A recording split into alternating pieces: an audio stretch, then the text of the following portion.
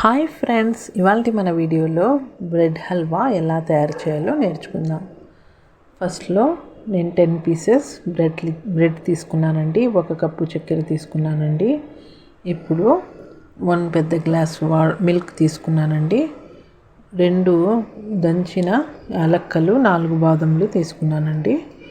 కిస్మిస్, క్యాష్యూనట్ ఇవి కొన్ని తీసుకున్నాను.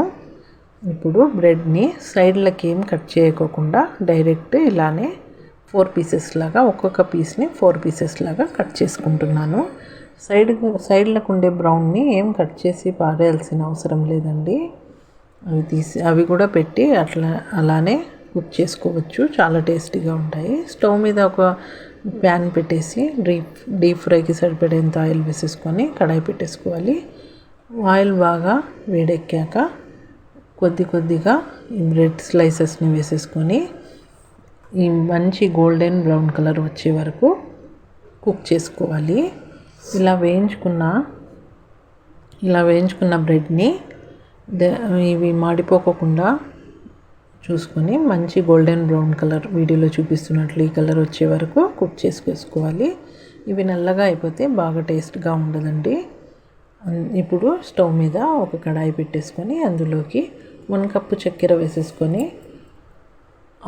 1 గ్లాస్ వాటర్ వేసేసుకొని చిన్న గ్లాస్తో అవి కుక్ చేసుకోవాలి, పాకం పట్టేసుకోవాలి. అంతవరకు బాదంని చిన్న ముక్కలుగా చేసేసుకున్నాను. ఇప్పుడు ఈ పాకం సన్నటి తీగపాకం, నైస్ తీగపాకం వచ్చే వరకు చూసుకోవాలి. అలా తీగపాకం వస్తే హల్వా చాలా టేస్టీగా ఉంటుందండి. నైస్ తీగపాకం వచ్చే వరకు ఇలానే 5 మినిట్స్ వరకు ఇలానే కుక్ చేసుకోవాలి.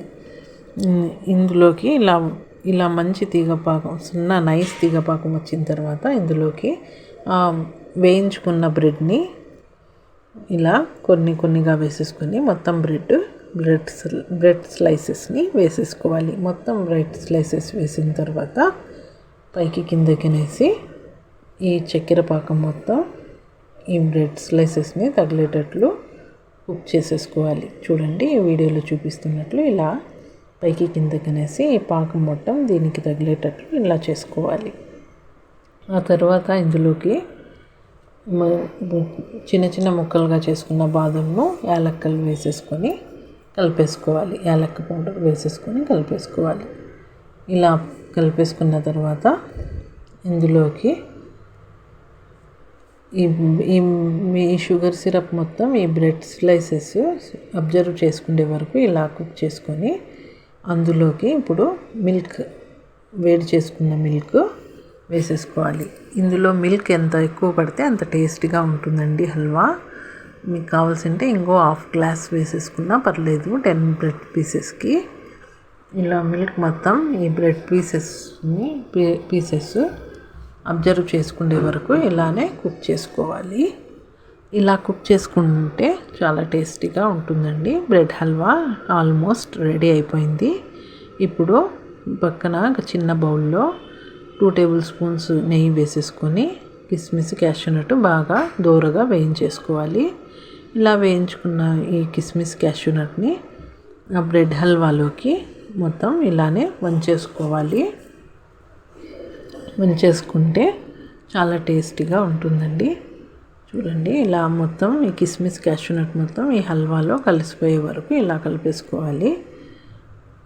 టేస్టీ నోరూరించే బ్రెడ్ హల్వా రెడీ అయిపోయిందండి.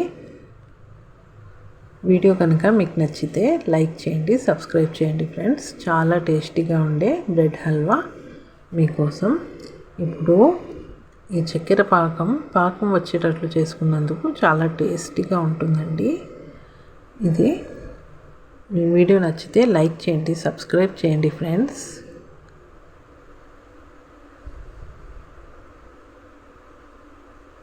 Thanks for watching.